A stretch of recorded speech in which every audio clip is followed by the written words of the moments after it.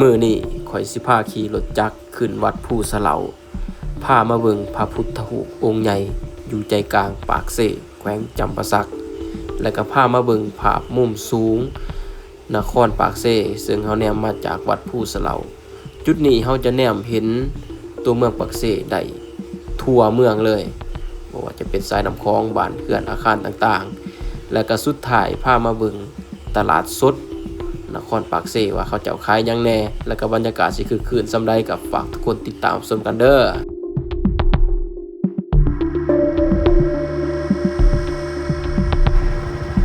ทุกคนตอนนี้เราก็ยังอยู่ปากเสอยู่เนาะอันนี้ทางขึ้นวัดภูสะเหลาเดี๋ยวสิพาทุกคนขี่รถไปเบิ่งจุดชมวิวมุมสูงของเมืองปากเสครับตอนนี้เขาขี่รถไกลครับหัวนะข้ามแม่น้ำคลองเข้ามาแล้วก็เลี้ยวซ้ายเข้ามาลักษณะก็จะเป็นแบบนี้เลยเนาะเป็นทางคอนกรีตเดี๋ยวนี้ก็สิมีคล้ายมะพร้าวน้ำเนาะบรรยากาศตอนเช้าทุกคนโอ้บอนนี้ทุกคนเนี่ยบอนนี้เนาะบอนทางขึ้นวัดผู้ใดมักแบบย่างขึ้นไปก็ไปทางนี้ก็ได้แต่ว่าข่อยสิบ่ขอย่าง ข่อยสิขอขี่รถเอาดีกว่าไปข้าวปุ่นเครื่องใน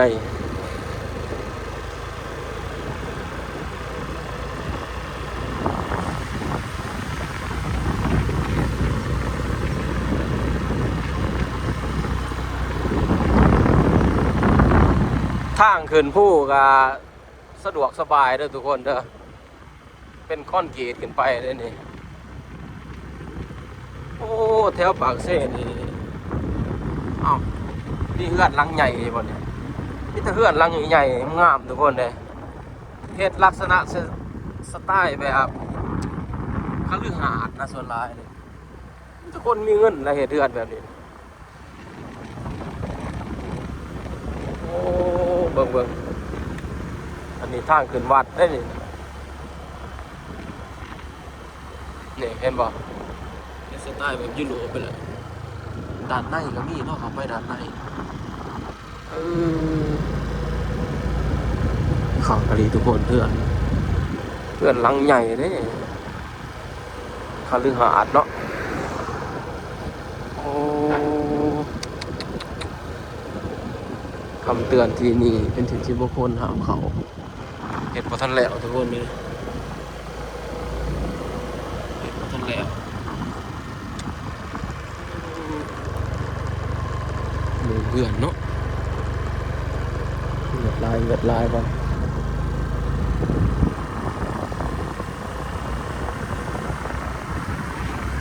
เพื่อนเศรษฐีแท้ๆแหละนะไปรีวิวทางขึ้นทุกคนเลยระหว่างทางกับสิมีป่าใหม่เพราะว่าไปทางเป็นทางขึ้นวัดเดี๋ยวไปเบิ่งน้ำกันว่าขึ้นไปจอมพูแล้วเวลาเขาเลี้ยวลงมาเบิ่งเมืองปากเสสิงามสำใด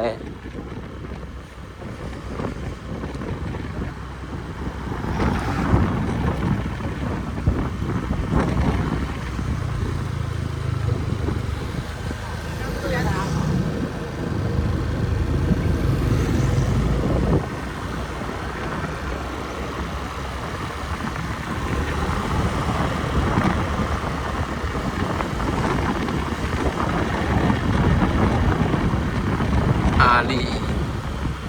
อาลีทางขึ้นวัดแต่ว่ามีอาหารเนาะทางเบิ่งนี่ก่อนศูนย์ปฏิบัติธรรม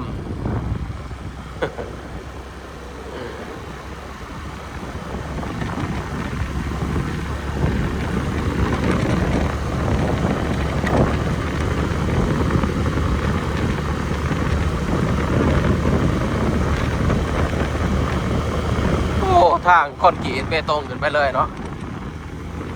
ใกล้เตอได้เนี่ย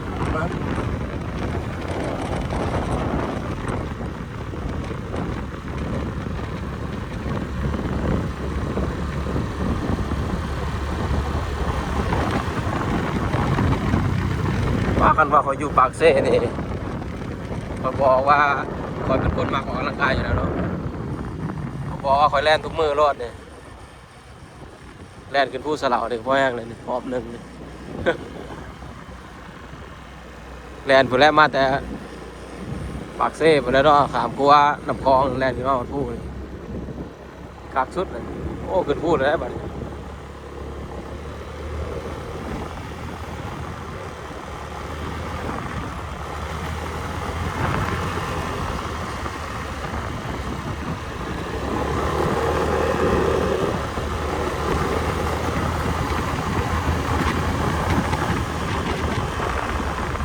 โอ้เริ่มเห็นบรรยากาศตัวเมืองปากเซ่แล้วทุกคน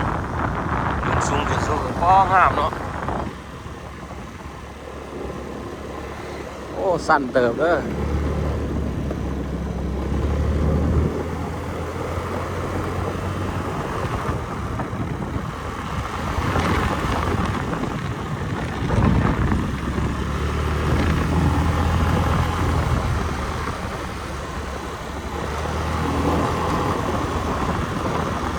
ภูมาโลจอมภูมาโลมีคนขึ้นไปเซยเลยทุกคนเบื้อง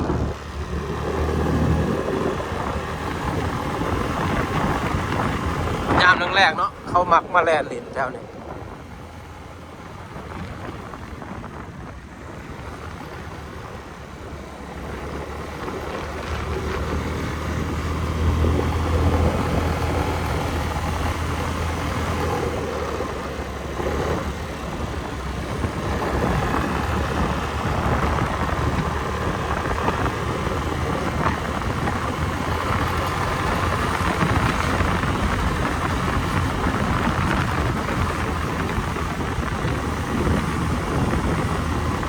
ไปทุกคนเดี๋ยวเราไปพอกันอยู่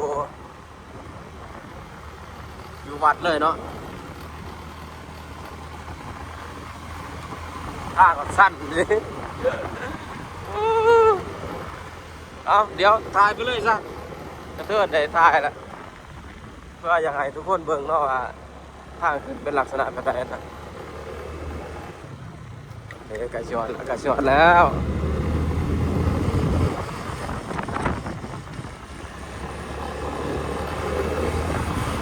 ว่าย่างนี่วะเนี่ยกิโลเมตรป่ะแม่น3 กิโลเมตร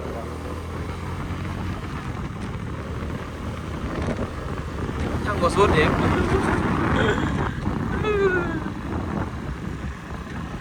โอ้ขึ้นเบิ่งสภาพตอนนั้นแล่นขึ้นมาเนาะ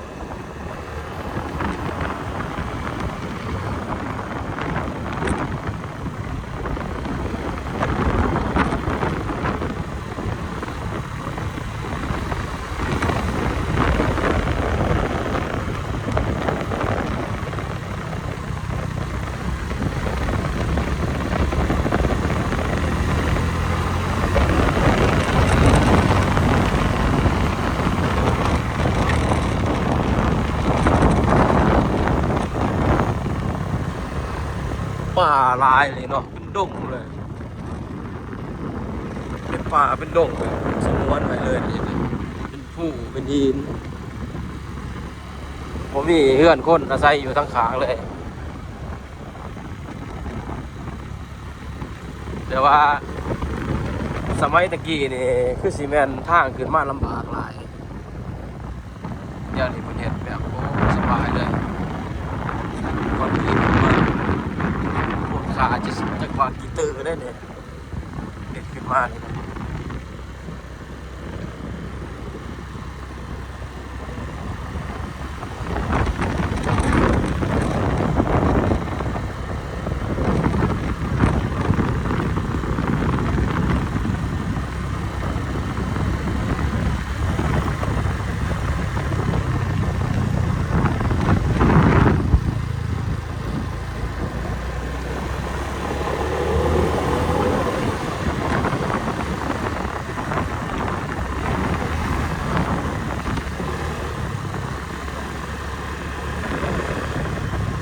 อ่อนแล้วบ่ทางขึ้นไซนอดเห็นเนาะโมแมนติน คนละทางที่บอกโอ้ไกลเติบทุกคนไกลเติบ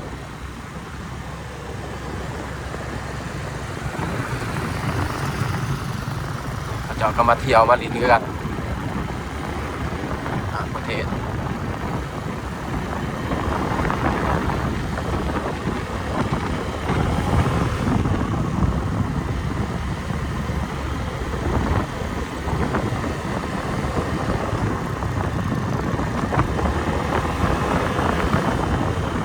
โอเคทุกคนหอนแล้วบัดนี้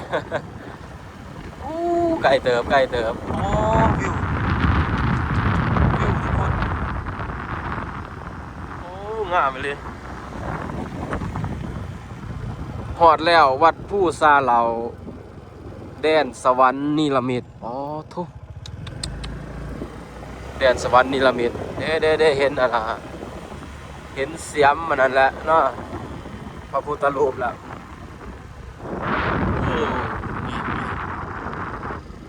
ว้าวทุกคน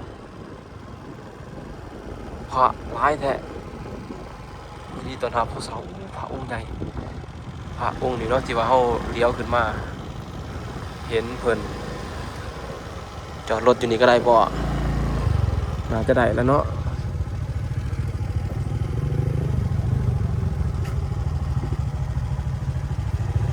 จอดรถอยู่ห่มก่อน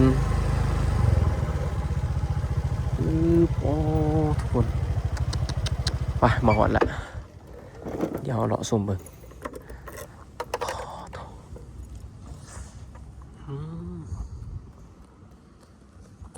เข้ามาทำผิดเขาก็จะเห็นอันนี้เลยเนาะพระเรียงรายกันอยู่จุดนี้โอ้จุดสูงสุดนี่เลยทุกคนเดี๋ยวเราพามาเบิ่งพระองค์ใหญ่เมืองปากเซ่แขวงจำปาสักอ๋อเป็นอีกจุดหนึ่งของเมืองปากเซ่เลยที่ว่าสวยงามหลาย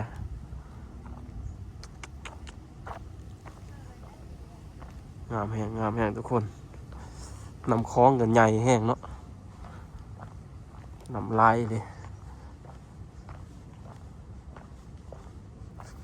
ว้าวสุดยอดโอ้สูงจากแมตได้เนาะพระเนี่ยองค์ใหญ่ๆเลยทุกคนนะเดี๋ยว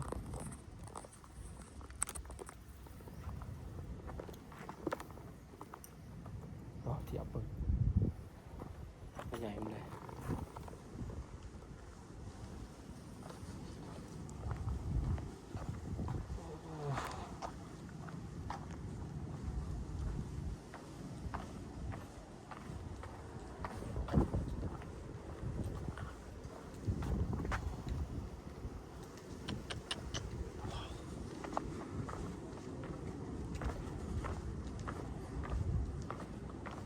จุดนี้เขาสิแนมเห็นตัวเมืองปากเซเลยน้ำคลองนี่เนาะสะพานที่เราขี่รถข้ามมางามเลยทุกคนงามลายจุดนี้เขาแนมเห็นแบบปากเซครบเลยจุดนี้แนมเห็นหอดสนามบินเนาะนี่สนามบินบนนี้โอ้เฉพาะว่ายุ่นมันบินโค้งเนาะมันบินโค้ง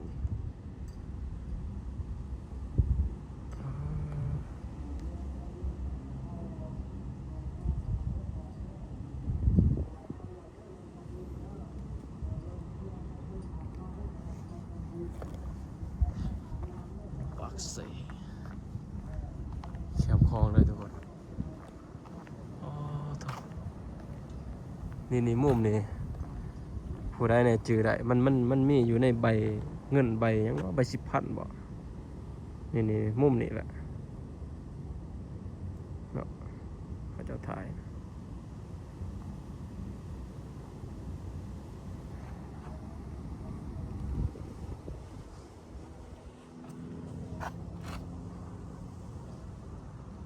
เป็นพระองค์ใหญ่จุดนี้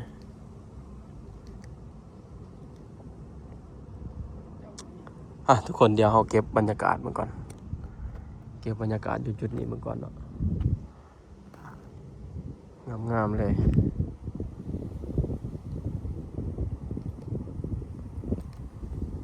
โอ้ทางฝั่งน่ะแคมป์คลองเหมือนกับเฮ็ดแบบกันเจือนด้วยกันเนาะกำลังเฮ็ดทุกคนเบื้องนี้แคมป์คลองเมืองนี้เพิ่นกำลังพัฒนาให้เป็นแบบแหล่งท่องเที่ยวเนี่ยยังมีการก่อสร้างอยู่รถจกฝั่งคลอง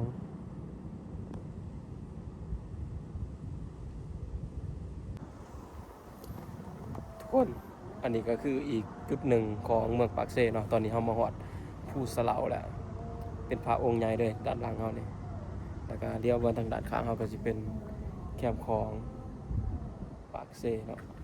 มีบรรยากาศตัวเมืองปากเซ่เห็นทุกมุมเลย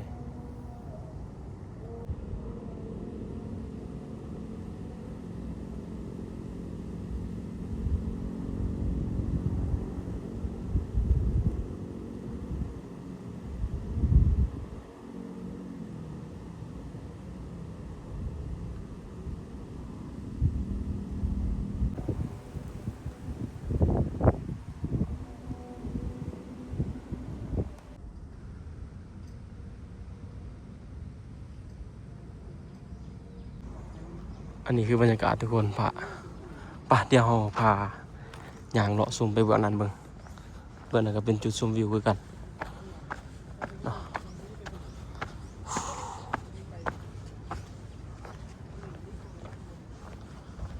นี่คือมุมสูงของเมืองปากเซ่เนาะ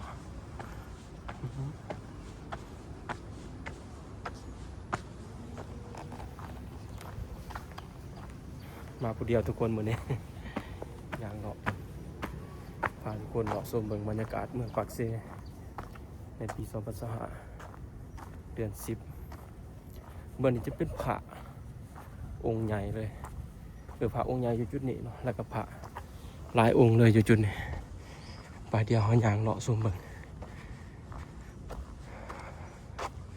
โอ้โต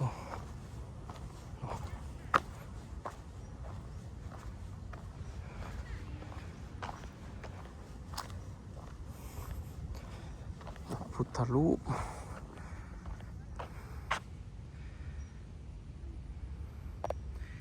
หลายเลยเนาะไปเดี๋ยวเขาย่างชมเบิ่งเดี๋ยวสิย่างทั้งลุมก่อนเนาะแล้วก็สิย่างขึ้นเทิง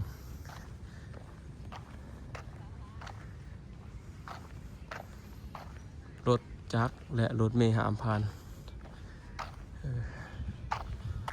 จุดนี้เพื่อสิค้ายแบบเครื่องที่ระลึกหรือว่าเป็นแบบเครื่องไหวทุกคนเป็นผ่าจะกงเนาะจุดเพิ่นบ่ได้เขียนบอกใช่พระหลายองค์เลยอยู่เทิงก็มีเนาะอยู่เทิงก็มีทุกคน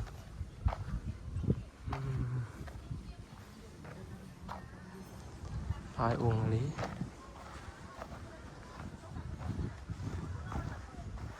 เจริญพรทุกฐานนำเครื่องกิยาบูชาขึ้นกลับไป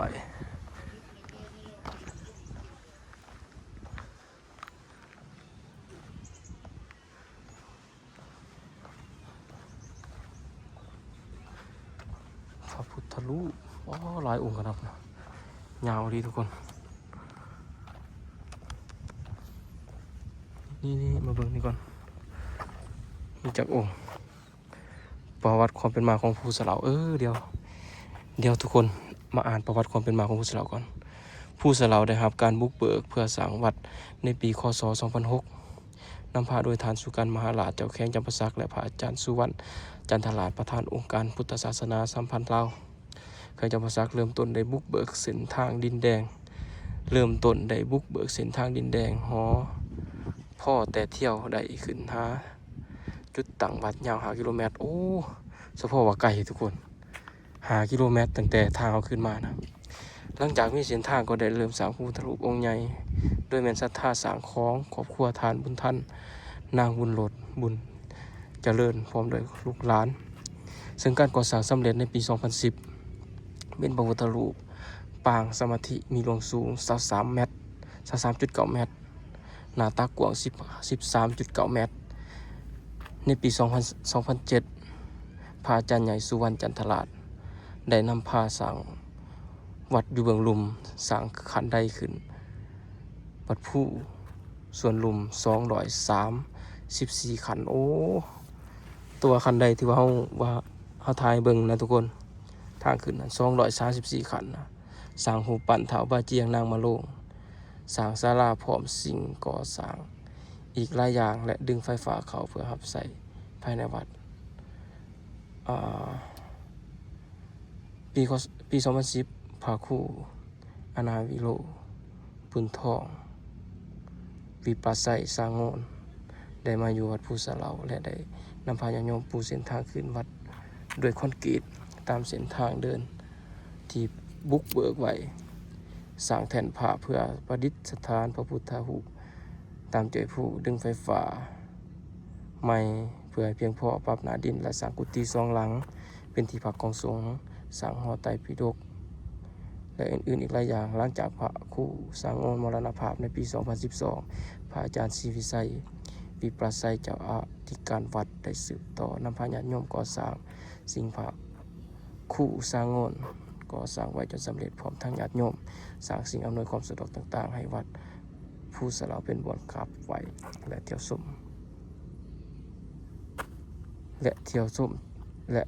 ชมที่สำคัญอีกแห่งหนึ่งของแปลงจำปาสักอันนี้ประวัติอันนั้นสร้างวัดซื่อๆเนาะคิดว่าเพิ่นสิเว้าประวัติความเป็นมาของภูสะเหลามันเป็นจังได๋นะงามเนาะทุกคนเข้ามานี่สงบเลยจิตใจสงบเลย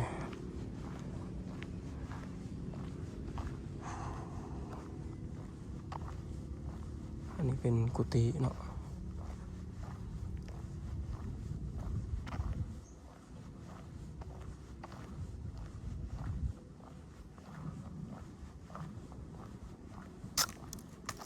จุดชมวิวหอมนดกจุดชมวิวห้องน้ำนี่เนาะขอเจริญพรญาติโยมขึ้นกราบไหว้สักการะบูชาขอญาติถ่ายรูปเด้อ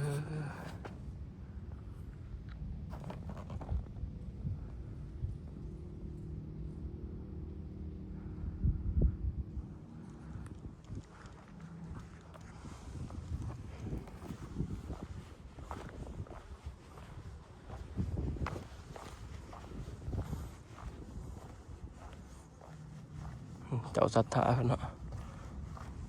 เฮ็ดอันนี้เฮ็ดทางขึ้นมาอันนี้จะเป็นศาลาเนาะแล้วก็มีจุดชมวิวอีกทุกคนเดี๋ยวเอามาเบิ่งจุดชมวิวอีกจุดหนึ่งบนนี้ของภูสะเหลาวัดภูสะเหลา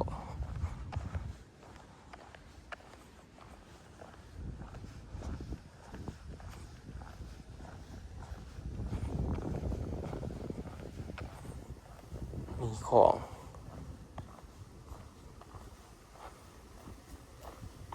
ระฆัง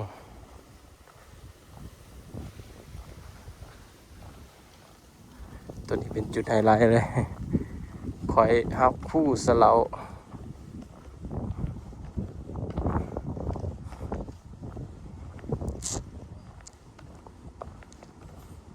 ว้าวทุกคน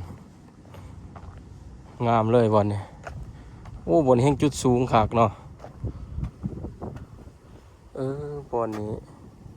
เที่ยวเลี้ยวมาคือว่าเป็นสถานที่ยังแต่แท้เฮ็ดยังบ่ทันสำเร็จทุกคนเลยอันนี้คือบรรยากาศตัวเมืองปากเซ่เด้อโอ้ขากอะไรเว้ยเดี๋ยวขึ้นมาเทิงนี่แนมเห็นเบิดเลยเมืองปากเซ่อันนี้จะเป็นโรงแรมหรูแกรนด์โฮเทลตัวไหนว่าภูมาโล่งนะเขาว่าภูมาโล่งทั้งหลังเนาะคุณว่าเมืองปากเซ่ทุกคนมุมสูงเด้อนี่เด้อ มุมสูงเป็นภาพบรรยากาศที่สวยงามขนาดเลยอันนั้นก็เป็นสนามบินยนต์กำลังสิขึ้น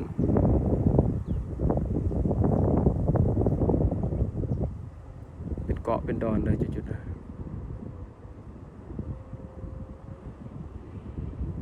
ข่าวยนต์ตกปากเซเนาะอยู่จุดนี้แหละ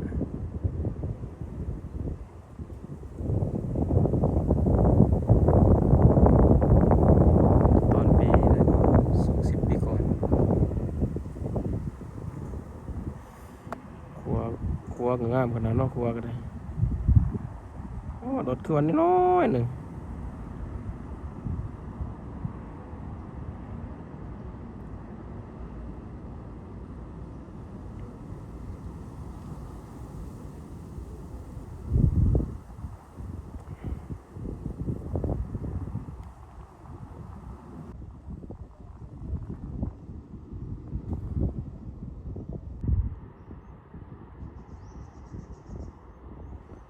อันนี้ก็คือมุมสูงของเมืองปากเซทุกคนเลยนครปากเซแขวงจำปาสักเนาะก็ถือว่าเพื่อนพามาเบิ่งนะเด้อถือว่าเป็นการอัปเดตคลิปนี้ก็เป็นการอัปเดตจำปาสักปากเซในล่าสุดในปี2025เลยในเมื่อวันที่25เดือน10ปี2025ก็ถือว่าปากเซนี่เปลี่ยนแปลงไปหลายได้โดยเฉพาะแม่นแคมป์คลองเนี่ยแคมป์คลองตะกี้บ่ได้เป็นคือจังซี่เนาะเดี๋ยวนี้เพิ่นก็พัฒนาแบบงามเป็นจุดออกกำลังกายเป็นแลนด์มาร์คออกกำลังกาย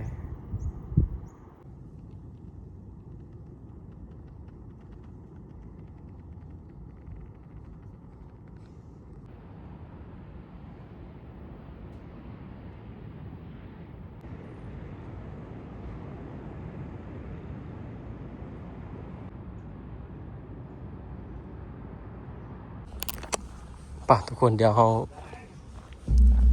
เบิ่งจุดชมวิวแล้วเราก็สิออกมาเนาะเดี๋ยวมาเลาะชมเบิ่งนี้ก่อนดิเบิ่งพระใหญ่นี่เบิ่งพระพุทธรูปนี่เนาะ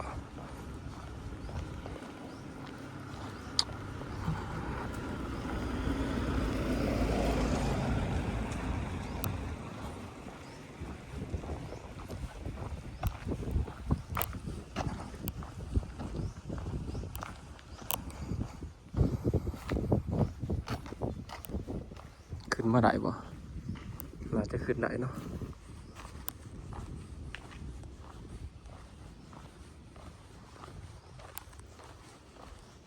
เรียงรายสวยงามเลยทุกคน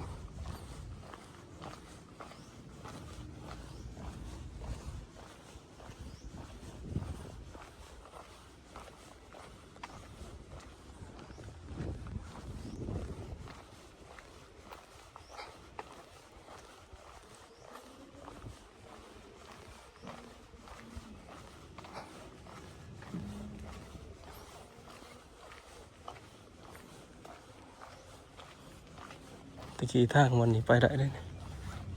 มันเฮ็ดตันไว้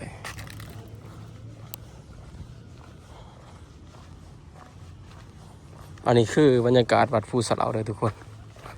เอาขึ้นมาถ่ายบรรยากาศให้เบิ่งเดี๋ยวเราสิได้ออกจากวัดภูเลยแล้วก็สิไปบ่อนอื่นก่อนเนาะสบายดีทุกท่านสบายดียามแล้งตอนนี้เรายังอยู่ที่เมืองนครปากเซอยู่เนาะแฟนจำปาสักเลาะเบิ่งตลาดแรกของทุกคนเลยโอ้ตลาดแรกจำปาสัก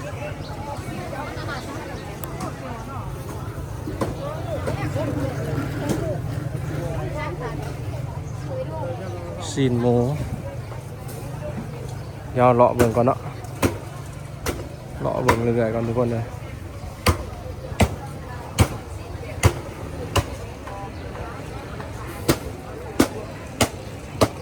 ตลาดแรงเวลา3 โมง300,000อีสาน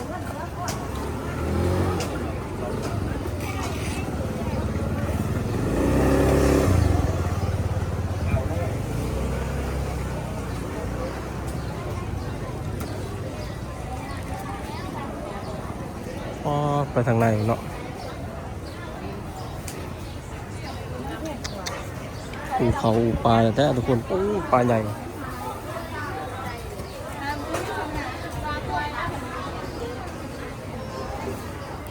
อ๋อต้องปลาใหญ่เลย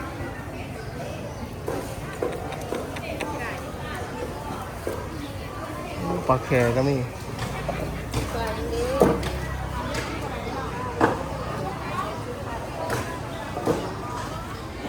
ปลาแคทุกคนปลาแค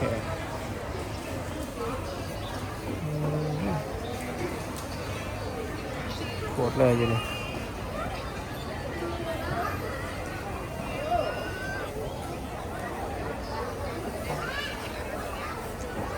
ตลาดสดปลาตอง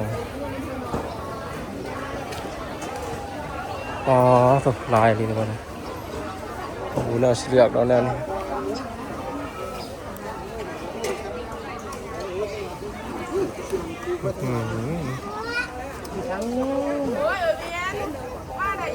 จ่ายเงินค่าอันนี้ทุกคนไม่ใช่ที่ใส่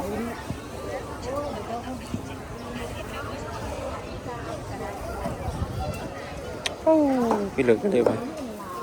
ตลาดดาวเรืองเมืองปากเซ่แขวงจำปาสัก ตามป้อมได้ก็ที่มันได้ก็ทุกหน่วยนะหน่วยส่งคืนมาได้โอ้ยเนาะ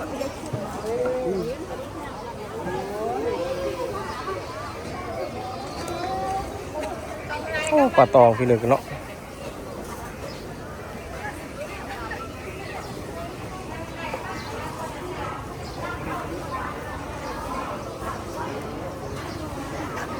ยาวเหยียดเลยสุดยอดเลย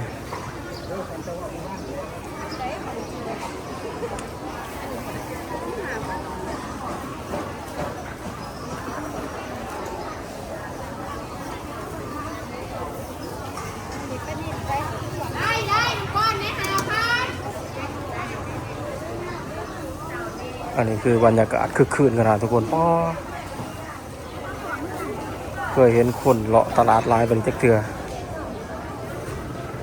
ตลาดแบกกับดินเลยเนาะแบกกับดินคือผัก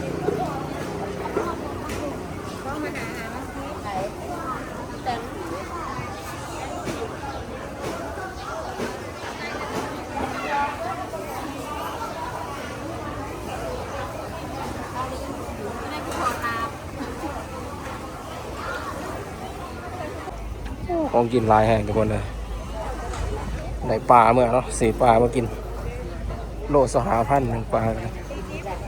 โคตรถือเลย โอ้แม่งยังแม่งเหนียวปลาซิว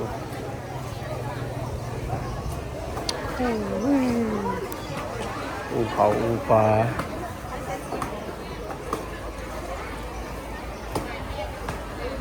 ปลาตัวใหญ่ทุกคนเลยตัวบักใหญ่กัน